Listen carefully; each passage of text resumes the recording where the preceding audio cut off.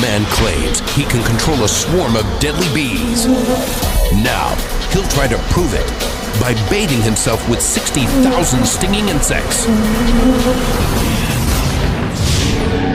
A two-headed calf. Six-legged cows. Meet the warm-hearted farmer caring for these unusual animals. What makes these little girls such good swimming students? The fact that they're being chased by a hungry crocodile. Plus, the fashion show where half the models don't wear a single stitch. And can this human pretzel really squeeze through his tennis racket? Unbelievable? Believe it on Ripley's Believe It or Not.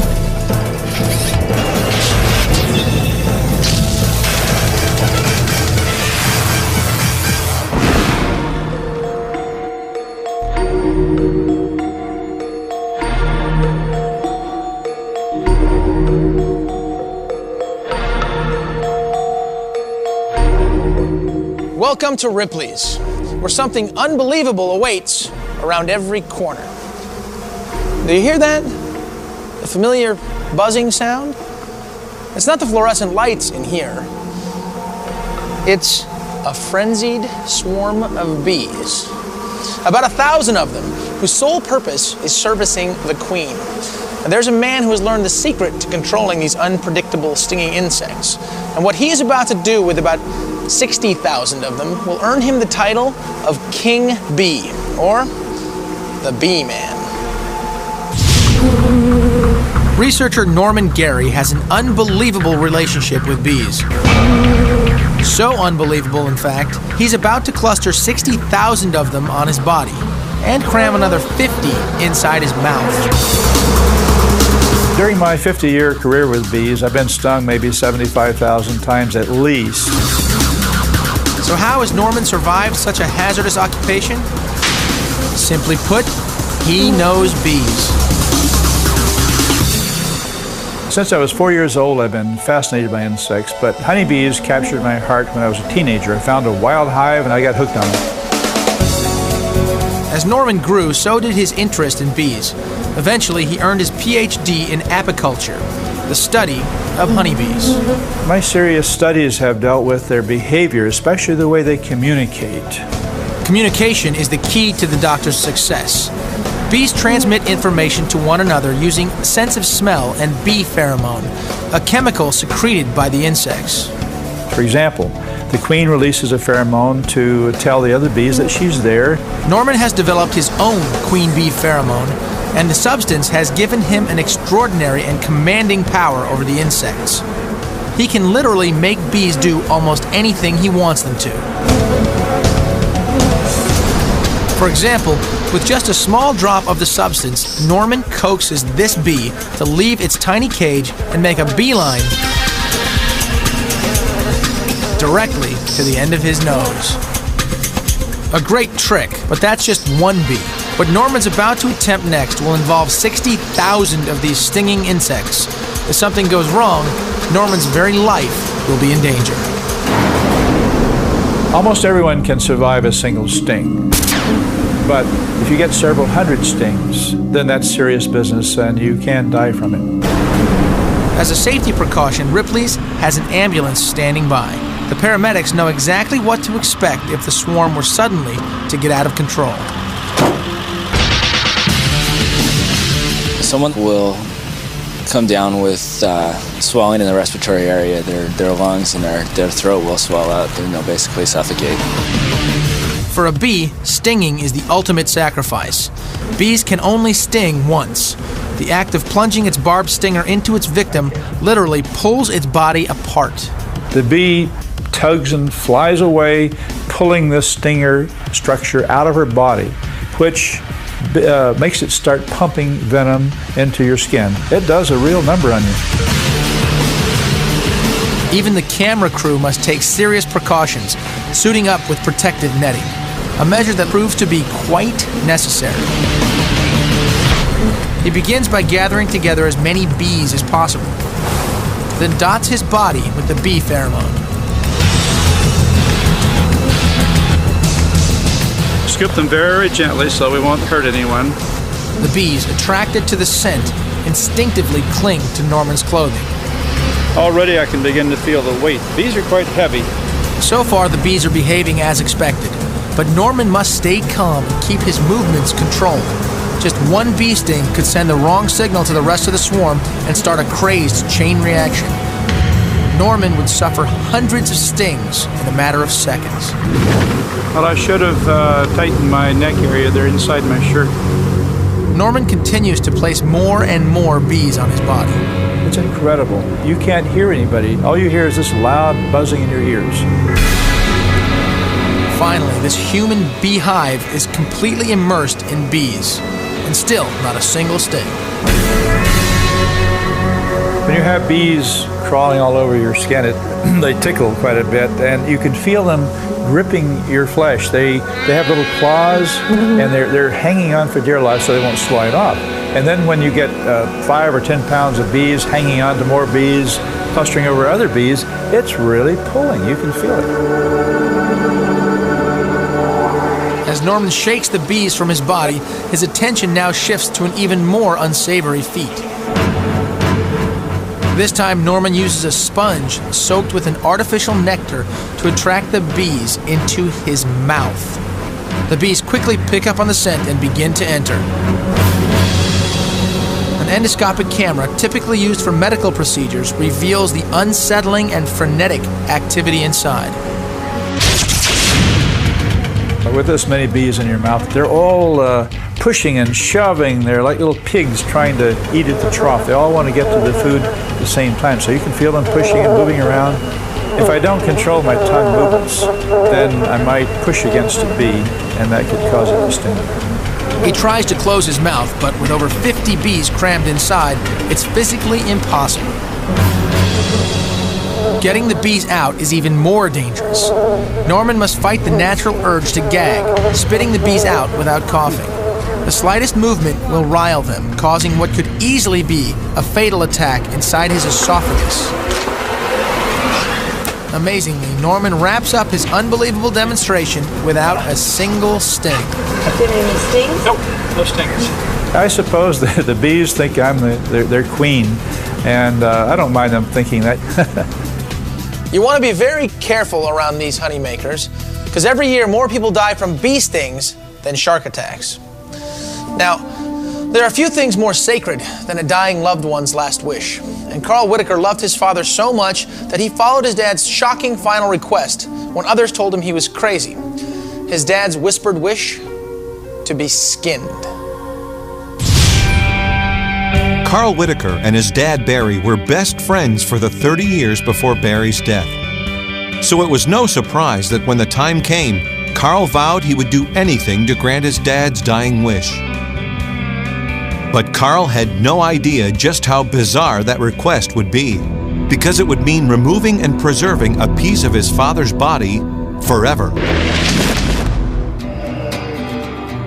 From fishing to carpentry, Carl and his dad were inseparable. Today, Carl sits at the bar the two built together and remembers. Dad was a very outgoing sort of bloke. He'd do anything for anyone at any time, very spontaneous. The two were riding partners, joining local motorcycle clubs where members take pride in their tattoos. And although Dad openly admired Carl's tattoos, he never had the desire to tattoo himself. Ironically, devastating news would change that. Doctors diagnosed the 58-year-old father with inoperable brain cancer. Given just 4 months to live, Barry decided there was something he needed to do. Without telling his son, he secretly began to have his skin inked with elaborate designs. One time when he was up getting his radiation treatment, I noticed he took his shirt off and I looked at him and said, "What the hell's going on here?" That's when I finally found out. I was quite surprised. They're only half done. In addition to radiation treatments, Barry endured session after painful tattoo session. Among his favorite images, this huge eagle symbolizing freedom, a Cheyenne Indian, and the family coat of arms. It took probably close to 3-4 months to complete all the tattoos. I was a bit worried they weren't good because he was getting very sick towards the end. Finally, after almost 4 months, Barry's tattoos were complete. He wore them like a badge of honor, but he wasn't finished yet. And this is where things start getting a little weird. The reason Barry was getting tattooed was so his son could skin his body when he died and hang the tattoos on the wall. And I thought, if that's what he wants to do, and go ahead, sure. Then I thought, you crazy old bugger. After the shock wore off, Carl began making his dad's dying wish come true. He went to the local funeral parlor, and even though they'd never been asked to skin a customer before, they agreed to help. At the beginning we were surprised, yes, because it is a little different than what normal people would do, but who's to say what's normal? Funeral director Tim Connolly helped guide Carl and Barry through the complicated procedure. To make it legal, Barry needed to include his tattoo wish in his will. When Carl's father died later that year, his son finally started the unusual process of salvaging his skin. The skin was sent away to Brisbane as tattoos, and it was tanned, which means that it's preserved and was put in a frame. And it was really that simple. It's a little bit like, what would you say, like tanning an animal. After the pieces of skin were removed, Barry was cremated, his ashes strewn in the ocean. Now, all 5 tattoos are on display in a shiny frame at the clubhouse where Barry and Carl shared so many good times. And though some would consider tattooed human skin a morbid memento, for Carl, they're a lasting reminder of his dad. A man who lived life to its fullest till the very end. My dad would be very happy that it all worked out, and that he'd be able to be in our family forever and ever. If peeling off the tattoo of a departed loved one sends chills down your spine, how about taking off your own tattoo while alive? Well, that's exactly what a guy named Bruce Katz did. He packed his arm in salt like a cured ham and then rubbed and rubbed and rubbed for several days until this tattoo peeled off. Skin and all.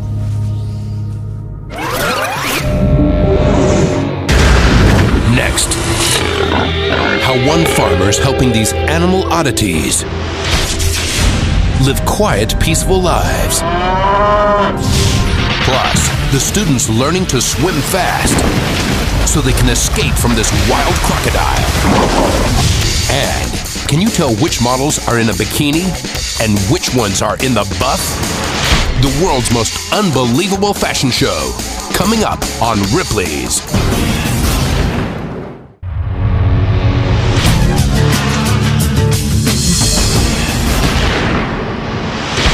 Ripley's Believe It or Not.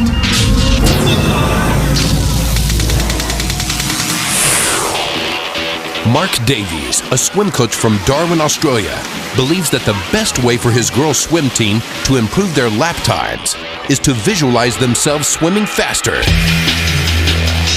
So meet Snappy, the crocodile, the ideal visual aid. Put it in. The alarming crocodile coaching method began as a way for Mark to get the most from his athletes. A lot of good swimmers, fast swimmers, try to imagine they're being chased by a shark or something to make them go faster. In our case, we're going to use a crocodile. Realizing there's nothing like the real thing, Mark visits a local reptile habitat to select the proper snapper. You can expect to be able to have to swim very fast in order to get away from him. Crocodiles are some of the most efficient swimmers in the world. He might look very calm at the moment, but don't be deceived, this guy can move incredibly fast. The crocodile's basic instinct is to wait near the water's edge and ambush its prey as it enters the water. In this case, the girls' swim team. Dive in the water. Give you about a 3-second head start to make you faster. At first, the girls had a hard time getting used to this one-of-a-kind coaching technique. Absolutely terrifying. Had this big splash. At first, you get a bit scared, but to improve our times, I'm sure we'll do anything just to keep us going.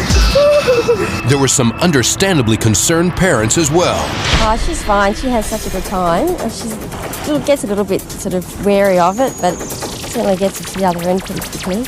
But obviously, Snappy gets the job done. He's released into the swimming pool seconds after the girls begin their lap. The girls make a mad dash for the other side of the pool, closely followed by the crocodile.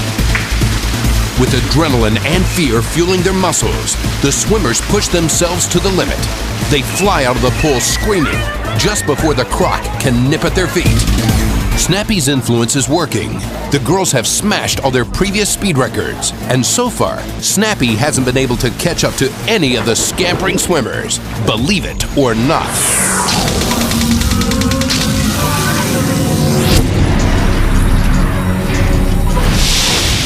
These turtles are Siamese twins. The odds of these turtles being born are 1 in 100,000, and the odds of them staying alive even greater.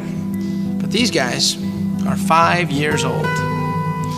Now, on most farms, abnormal critters are put down. It's easier and more economical than giving them the special attention that they need to survive. But Paul Springer, he does things a little bit differently. This man with a very big heart provides a happy home for misfit animals. Paul Springer seems like your typical Wisconsin livestock farmer. On his farm, you'll find miniature donkeys and 150 or so normal head of cattle. But believe it or not, what makes this big-hearted farmer different is that his farm is also home to a bizarre collection of animal oddities. Domesticated animals with mutations faced almost certain death. And though the odds against an animal being born with such deformities are over 4 million to 1, Paul has given a home to dozens of them, lovingly raising animals that often not only have extra limbs, but extra heads. I had two-headed calves, one with 2 separate necks, and one with just split into 2 separate mouths. He had 4 eyes and 2 ears. Paul, who goes out of his way to care for these livestock mutations, first learned to appreciate the unique creatures when a deformed calf was born on his farm. The first 6-legged steer I ever owned was called Boldegard, and I'd had him for a long time, and he was a pleasure to be around, and he really became a pet that you really became close to it. The steer grew up to live a long, happy life on Paul's ranch. People often stopped by to admire him. When he passed on, Paul had Boldegard preserved and gave him to Ripley's to display, so that future generations could appreciate him. In the years since, Paul has actively searched the United States for other odd animals to rescue, animals who otherwise would never have even made it past infancy. In fact, many have ended up in museums after living full, healthy lives. Paul keeps a photo album with pictures of nearly all of them. There's a 5-horned ram, 2 donkeys with 1 head, 2-headed cows, and plenty of 5- and 6-legged steer. Paul enjoys livestock, realizes that it's a curiosity and people like to see them, so he gives them whatever care is necessary, which may not be a lot of extra care, just plain good care, and make sure that he can keep them as long as possible. That extra care mostly involves paying special attention to these curious creatures during their fragile first few months of life. After that, the rancher doesn't need to treat them much differently than other cattle. I make sure I keep them in a pasture that's what I call clean. It doesn't have a lot of places, crotch in a tree where they can get rubbing and perhaps catch their extra leg and rip it off. Their diet is something that surprises most visitors. A large portion of what Paul feeds his animals is candy. According to Paul, when it's mixed with hay, it's equivalent to protein blocks, but much tastier. Cattle love it, eat a lot of it. And of course, they have full free choice of hay along with all this. When you bring it in to dump it, they just can't get enough of it for about a half an hour.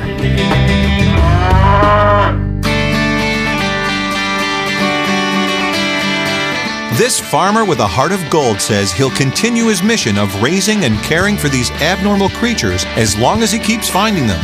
And while some might call them strange, he calls them special. I guess the fascination is they're just unusual in their own manner, that they have an extra this or that. And I feel maybe if I didn't buy them and prolong their life somewhat, he wouldn't have been around as long as he had.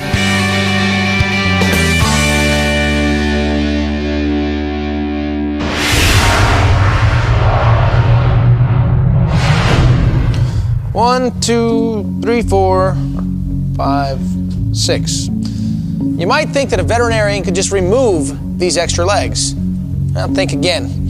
In almost all cases, the limbs are directly connected to the animal's spinal cord, making a successful surgery almost impossible.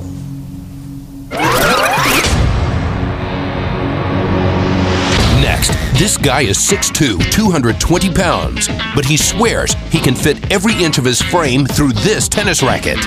I've had people tell me that they didn't think my arms were real. And come on down here. What makes this kitty so amazing? It climbed a tree and hasn't come down in 3 years. It's all ahead on Ripley's.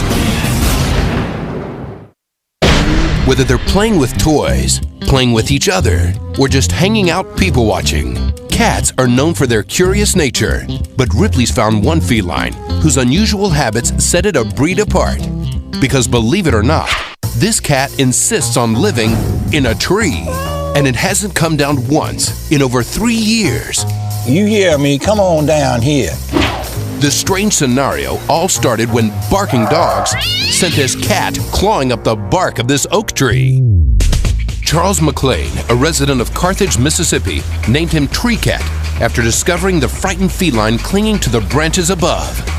I heard a little kitten hollering up in the tree, so we came out and investigated it. I tried to get it down, and it was frightened, and it went up high. Come on out of that pocket up there and let's go eat. Tree Cat, who's got plenty of altitude to go with his attitude, has Charles wrapped around his furry little paw. In fact, Charles gets up every day at 6:30 just to make breakfast for his feline friend. Then, climbs a 15-foot ladder to leave the food on a platform he built from scratch. Charles even designed a little dream house to shelter Tree Cat. He's got a good view. He can watch the traffic. He knows he's going to get his meals on time. Now, some of these other cats around, they don't know when they're going to get their food. Not even wicked weather is enough to drive Tree Cat down from the 60-foot oak. Still, Ripley's conducted a stakeout to be absolutely positive he wasn't sneaking out at night. To everyone's surprise, Tree Cat never budged. In fact, he even has a guest now, a little black kitten who recently climbed the ladder and made himself at home. So Charles built him a house too. A couple of months ago, I noticed another jet black kitten up the tree with him, and they're getting along. Feline expert Dr. Tracy McFarland believes Tree Cat must have experienced a significant trauma to drive him up a tree. She still can't believe it. In 17 years, I have never heard of a cat going up a tree and staying there. And although a skittish Tree Cat won't let Charles hold him, he has become friendlier over the years, even allowing himself to be petted at times. So is Tree Cat destined to live out his 9 lives in that big oak tree? I guess when I get too old to climb the ladder to feed him, someone else will probably climb it and feed him. He's got it too good up there. He's got it better than any cats I know of.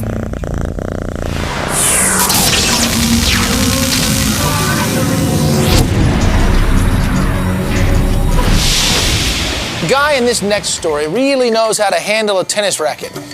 He creates quite a stir every time he hits the court, and he does it with no strings attached. You'll see what I mean. Whenever Jeff Brennan grips a tennis racket in his hands, most people can't help but stop and stare. But it isn't Jeff's game that's amazing. It's what he's doing with his racket that's shocking. Believe it or not, this 6'2" man is about to cram every inch of his broad frame right through the center of this racket. Whether it's hanging out with his girlfriend or playing bass guitar, Jeff is a little more flexible than most. For the most part, Jeff is pretty normal, but on occasion I've seen him put his arms back behind his head when he watches TV, and he does this weird thing with his legs, the ostrich walk.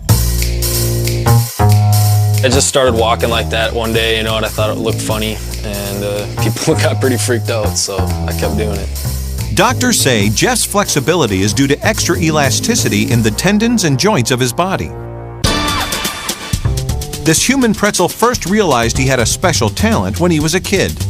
I guess it would have all started back when I was probably in 2nd or 3rd grade. I would put my arms behind my head in class to kind of rest my head back, and people would start to point at me, my fellow classmates. They'd make faces and say, you know, what are you doing? You know, and I'd be like, what? You know. But what looks uncomfortable and even painful to the rest of us is just Jeff's way of relaxing. The only time I start to realize that I'm really doing it is when I start to cut off the circulation in my arms or my legs or whatever. This real-life rubber man's contortions are so mind-boggling, he's been invited to perform on stage for the Jim Rose Circus. In fact, Jeff's bizarre flexibility never fails to get a reaction. People get very freaked out. They have disbelief. I've had people tell me that they didn't think my arms were real. Jeff limbers up. Then he's ready to start stuffing all 220 pounds of his body through a standard-sized tennis racket. It's a task with some inherent difficulties. After sliding his arms and skull through the webless frame, he begins the unsettling squeezing process. As expected, his shoulders immediately prove to be troublesome. Obviously, my shoulders are wider than the tennis racket, so I have to make my top frame smaller enough to get through there. So yeah, I do have to kind of slide my shoulder out of place. Sometimes it pops. I like to just watch the reaction on people's face to see what they do. They look surprised or grossed out maybe sometimes. The racket gets jammed as he tries to get his second arm through.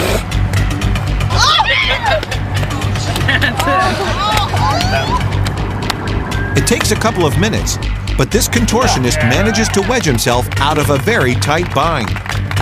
After that, it's not so bad until I get it down to my waist, which there's some obvious parts that are very sensitive down there that I need to deal with. After some very delicate maneuvering, this Florida carpet layer amazingly slithers all the way through the racket. And while many disbelievers are convinced Jeff's act is a big racket, Jeff swears it's all real. I've had so many people tell me they think I've got a rubber tennis racket, or they just don't believe it. They think my arms aren't real, they think it's an illusion, but it's not, it's real. And for Jeff, it's those very reactions that inspire him to continue putting on his Play-Doh-like antics. The best compliment you can get is a falling ovation, which in other words means someone passes out and faints because they can't take what they're seeing.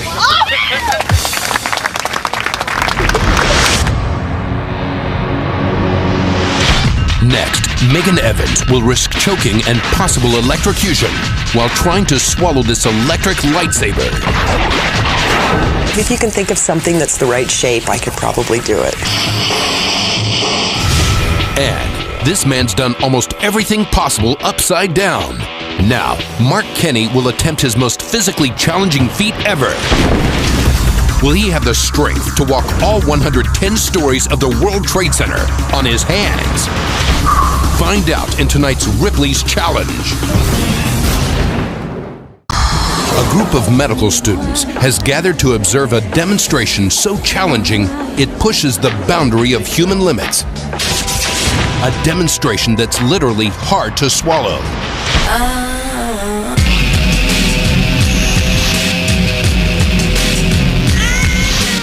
Believe it or not, Megan Evans will risk choking to death and possible electrocution while attempting to swallow this electric saber. By far, the thickest and most dangerous object this unusual performance artist has ever inserted down her throat. You can't breathe when you're swallowing because essentially your bronchial passages are blocked. Megan acquired the skill for swallowing objects and pulling them back when she was a child. Starting with noodles, she's worked her way up to larger and more unusual objects. Oh, I've dunked everything from Christmas trees, golf clubs, sewing shears, pink flamingos, all sorts of things. Just, you know, if you can think of something that's the right shape, I could probably do it. But swallowing a 23-inch sword is much harder. Dr. Benedict Hallgrimsson explains the dangers to the class. If you puncture the stomach, you would get the contents of the stomach spilling into the abdominal cavity. That's an extremely serious medical problem. There is also the serious possibility the electrical sword could short circuit, resulting in electrocution. Aware of the danger, Megan proceeds. Bear with me if I have a little trouble. Unable to take the sword's thickness inside her throat, Megan gags. Don't try this at home, okay? Shaken but unscathed, Megan makes one more attempt.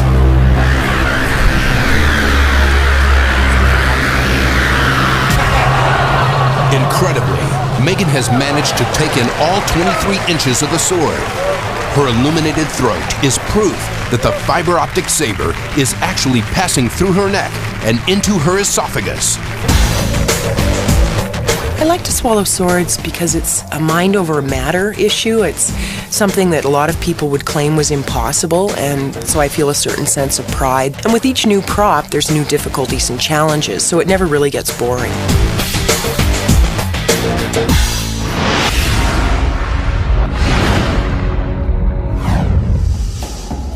When Jack LaLanne walked the stairs of the Washington Monument on his hands, the fitness guru made history. That was about 55 stories high. Now Ripley's has discovered a hand walker who wants to tackle the 110 flights of stairs in the World Trade Center. We told him to go for it.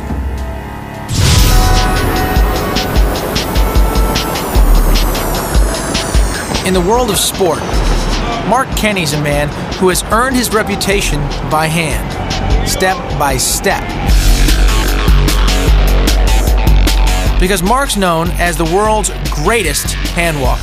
When I started developing the skill, I tried to look around to see if there was any records out there that I could break. Today for Ripley's, Mark is in the Big Apple looking to hand walk right into history. 110, please. Because, believe it or not, he's attempting a feat no one has ever come close to completing. Oh my God. Don't get too close to the edge. Traveling all 110 floors of the World Trade Center using only his hands. Kenny never planned to make a mark in such an unusual way. A wrestler in high school, he began hand walking to build strength. The unorthodox training paid off because Mark won numerous titles through high school and college. I was pretty successful at it, and I think a lot of it had to do with the hand walking. His reputation as a hand walking phenomenon grew, and Mark learned it was a good way to get noticed. I went to college and I continued to walk in my hands, and it was a great party trick. You go to a party and someone will say, hey, that guy can walk in his hands. Hand walking became such an important part of his life that Mark eventually spent his wedding day upside down. Well, my wife has seen it all before, so she wasn't too shocked. I danced on my hands, the first dance at our wedding. At his home in Plymouth, Massachusetts, Mark still trains endlessly. Get down. With daily sessions up and down the stairs. Well, when I practice, I usually wear gloves. What you really want to look at is focus on where your hands are and make sure you don't miss a step going downstairs. Mark's unique ability has led him to hand walk some of the world's tallest structures. Recently, I walked down the Citicorp building, which is 60 stories. Now Mark's back in New York to meet his greatest hand walking challenge, the World Trade Center. Daily work placed to over 60,000 and twice as tall as any building he's walked before. That means twice as many steps, 2,223 to be exact. Mark's wife, Mary, accompanies him on all his hand walks, acting as a coach and cheerleader. Having finally made their way to the roof, Mark's moment of truth is at hand. We ready? You ready? 3, 2, 1. Mark flips his feet over his head and begins. With 110 flights of stairs to go, Mark definitely has his hands full. Good job. And we're off the roof. Practically running down the stairs, Mark makes it look easy. That's all right. But by the 81st floor, he's already drenched in sweat. At the 67th floor, fatigue begins to set in. 10 more? Yep. Go, go, go, go. It's more of your arms just give up, because your arms really aren't made for standing on that long of a period of time. At 45 minutes, Mark is halfway home, but exhaustion forces him to rest. His hands, blistered and cracked, are taking an incredible beating. After a quick tape job, he's back up. Get to it. What's most important now is for Mark to keep moving. Otherwise, the pain from his torn-up hands might force him to quit. At the 21st floor, Mark must remain completely focused. A slip-up now would mean failure and a face full of cement. Only a few floors left, and Mark explodes with a burst of reserve energy. All right. Act like we're in the 50s.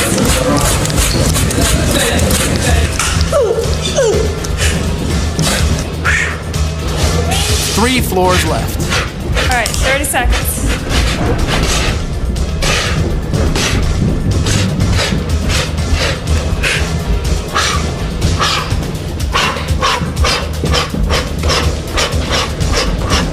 Determined and looking strong, Mark powers his way around the final corner.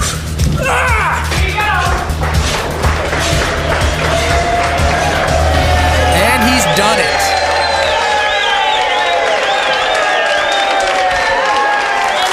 In 1 hour and 26 minutes. A group of building workers join in for a spontaneous victory celebration. Mark can now add the World Trade Center to his list of hand-walking achievements. And though he knows walking on his hands will never make him rich, he has earned his bragging rights. But I guess I can say I'm the best. You're the best. Yeah. All right. We'll be right back. Next, this isn't just any fashion show. Some of these women really aren't wearing anything. Ripley's hits the runway for the ultimate optical illusion. Next. Ripley's went to Puerto Rico after seeing the unbelievable swimwear that women are wearing there. It's sexy and skin tight. Just be careful in the water. Looks like a typical summer fashion show. Beautiful models in the latest designer beachwear. But believe it or not, some of these women aren't wearing clothes at all. It's the latest provocation from cutting-edge artist Filippo Ayoko. I do want people to react, and I want people to use their imaginations. Filippo began painting these incredible lifelike creations in 1996, after his more conventional paintings on canvas failed to get him noticed. I was tired of having shows where people walk into a gallery and then they leave and they forget everything. And I didn't want to have that anymore. I wanted to have a show where people stayed and people remembered what they saw for at least 2 weeks. Living and working in San Juan, Puerto Rico, Filippo's body painting began with nothing more than a brush, some paint, and a lot of imagination. Close your eyes. As a fine artist, abstract for me is exciting. The way the colors move, and every time the model moves or every time you look at it, you see something different. Filippo's creations eventually turned from abstract-style artwork to dead-on realism, and the work began pouring in. I started getting a lot of calls to do painted fashion or bathing suits, so I did, and I like it a lot. To create the ultimate deception, Filippo often glues string and other items directly to his models' bodies. I like to add realistic things to make it look even more real, because that'll fool the eye more. Filippo's goal is to match the real thing so closely that observers can't tell what's fabric and what's not. And while his creations are designed for maximum exposure, for Filippo, there's a fine line he tries not to cross. I have to be careful because, there is nudity involved. I don't want it to come across as pornographic art or like cheesy art. I want it to be known as artistic nudity. That's very, very important. Not surprisingly, his faux fashion art shows have become wildly popular. Take a closer look. Can you tell which models are wearing swimsuits and which are wearing paint?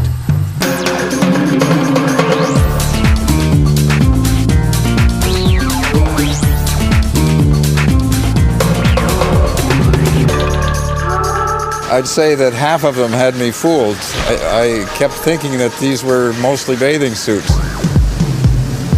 The girl with the corset and the darling black hat, she had me completely fooled. Oh, it was very beautifully done. And that's exactly the reaction this artist lives for. Because nothing pleases Filippo more than painting the wool over people's eyes. I get a burst of energy, like it's like a natural high. I love it.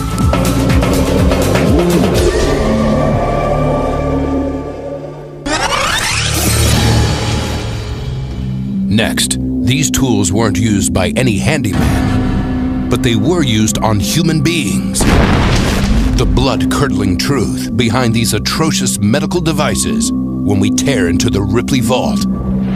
Next.